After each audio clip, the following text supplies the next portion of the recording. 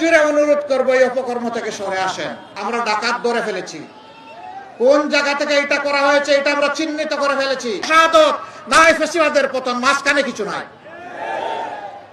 এই মাদেরকে ভুলে গেছে, এই মাদেরকে ভুললে চলবে না। আমরা আমাদের জীবনের চাইতে মাদের ইজ্জতের মূল্য বেশি বুঝি। যারা এই কাজ করেন তাদেরকে বিনয়ের সাথে কোর্ট জুড়ে অনুরোধ করবো এই অপকর্ম থেকে সরে আসেন। মাদেরকে সম্মান দিন। যদি আপনার মাকে আপনি সম্মান দিতে পারেন, বাংলাদেশের 9 কোটি মাকে আপনি সম্মান দিতে পারবেন। আর যারা নিজের মাকে সম্মান দিতে পারে না তারা দুর্ভাগা, তারা অন্য কোন নারীকে সম্মান করতে পারবে না। আমরা সাবধান করে দিচ্ছি, সব সহ্য করব, মায়ের ইজ্জতে টান দিবেন এটা বরদাস্ত করব না। এখানে কোনো ছাড় নাই। আমি এই কথাগুলা কয়েকদিন ধরে অপকর্মের প্রতিবাদ করছি। গত রাতে আমার টুইটার অ্যাকাউন্ট হ্যাক করে নোংরা একটা পোস্ট